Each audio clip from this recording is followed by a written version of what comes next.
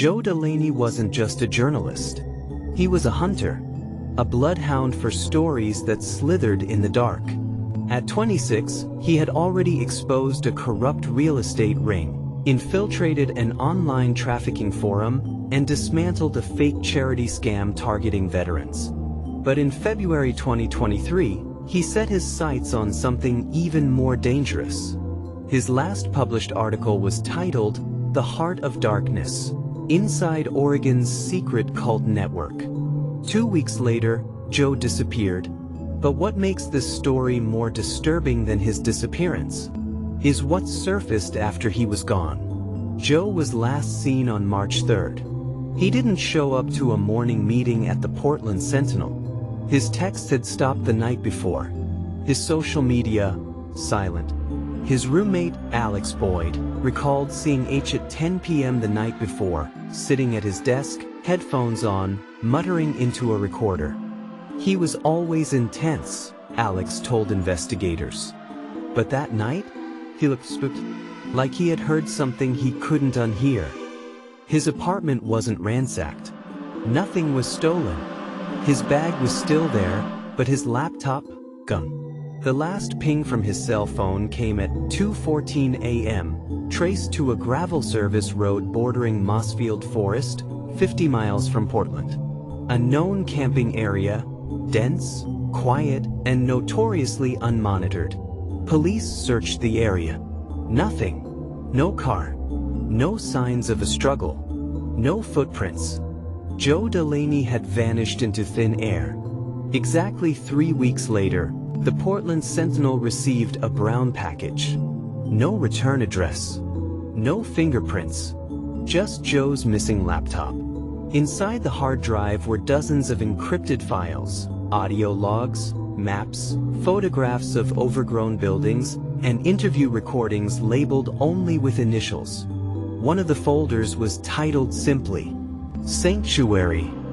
Within it were photographs of an old wooden building in disrepair, surrounded by dead pine and scorched earth.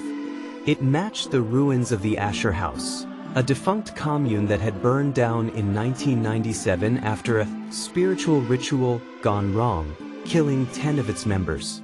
But Joe's investigation went deeper than old ruins. One name surfaced repeatedly in his notes: Eli Tanner. A former spiritual guide at the Asher House, Eli had gone underground after the fire. Joe had tracked him down in a remote trailer near Crescent Lake. He recorded their conversation. In the audio, Eli's voice trembles. They called it the cleansing. Said the fire would set them free. But that thing they summoned, it wasn't meant to be seen. Joe asks, "Did you see it?" Long pause. "I saw what was left of them." "What happened to the bodies?" "They buried them under the chapel. But the earth, it wouldn't take them." Joe had been piecing together evidence of a surviving cult, one that rebranded itself every few years, operating quietly under different names. He believed the Asher House wasn't the origin, but just one face of a hydra. In his notes, he referred to it as the Children of Sanctuary. His research connected the group to disappearances across Oregon and Washington, 8 cases in the last 6 years. All adults. All curious. All last seen near abandoned spiritual sites. He had become obsessed. His notes showed erratic sleep patterns, scribbled warnings like, "They're watching," and "It's not just ritual, it's transmission." One video file shows Joe standing outside the burnt remains of the Asher House, whispering into his camera. There are symbols carved into the stones. They weren't here in the original fire photos. Someone's been here. Recently. He flips the camera, showing a sigil etched into blackened wood, a spiral surrounded by jagged lines. A symbol later matched to a 12th century Gnostic sect known for self-imposed disappearance. 5 months after Joe vanished, he walked barefoot into a gas station in Grants Pass, over 250 miles south of Mossfield. He was rail-thin, sunburned, and unable to speak. No ID. No phone. The gas station attendant called emergency services. Police were stunned. Joe had no memory of who he was or where he had been. Doctors diagnosed him with dissociative fugue, a rare psychological condition often triggered by trauma. But the mystery deepened when, days after his return, Joe began drawing. Hundreds of sheets filled with symbols, spirals, abstract figures, coordinates, and most disturbingly, faces. Each drawing had wide, blacked-out eyes and an X over the mouth. One page was marked with blood and the phrase, "Don't let them take me back." Despite security, Joe escaped from his psychiatric ward 2 nights later. He left behind a voice memo on a stolen nurse's phone. "They buried the truth, but it's still breathing. I saw it. I saw it move." He hasn't been seen since. Months after his second disappearance, conspiracy forums lit up with sightings. A man matching Joe's description seen near Coldwater Canyon ruins. A voice on a shortwave radio transmission whispering, "Sanctuary is coming." An independent investigator, Luis Mendez, who followed Joe's case obsessively, went missing in September 2023. His last known communication was an email to a fellow researcher. "I cracked the coordinates Joe marked in his drawings. It's not a ruin, it's a tunnel. If I don't check in by Friday, burn everything." Luis was never found.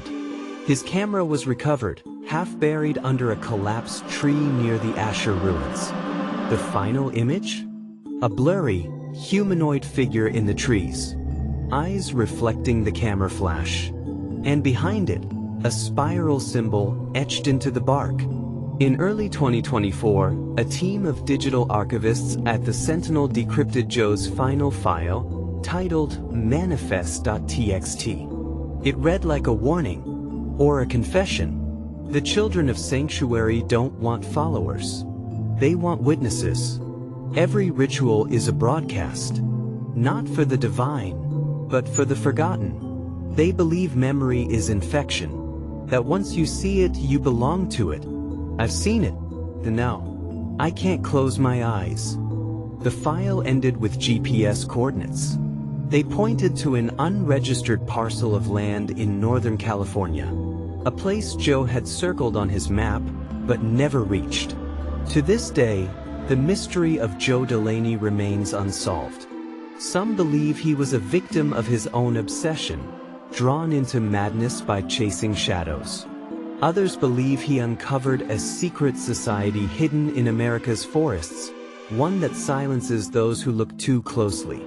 And then there are the believers, the ones who say the Asher house wasn't just a commune, that the fire in 1997 wasn't an accident, that Joe didn't just see something, he brought something back.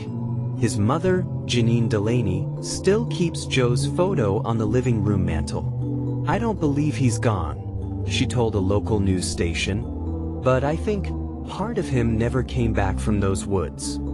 In 2025, an anonymous YouTube channel began posting videos titled Sanctuary Whispers. They featured symbols matching Joe's sketches. One video was posted at 2:14 a.m., the exact time he vanished. In the final frame, a voice is heard whispering, "I see you." Now what do you think happened to Joe Delaney? Was it psychological trauma, or did he uncover something real? Are the children of Sanctuary a relic of a forgotten past, or something more sinister, still alive and watching? Drop your theories in the comments. And remember, some stories don't end. They wait.